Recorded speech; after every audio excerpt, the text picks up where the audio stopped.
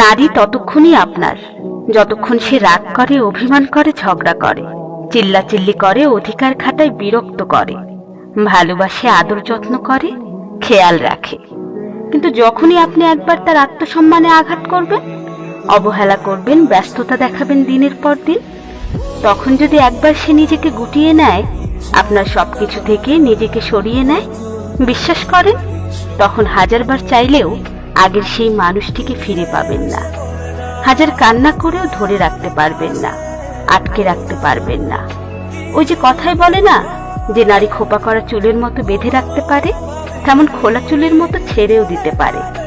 তাই বুঝতে শিখুন, জানতে শিখুন, সম্মান করতে শিখুন, ভালোবাসতে শিখুন, আগলে রাখুন।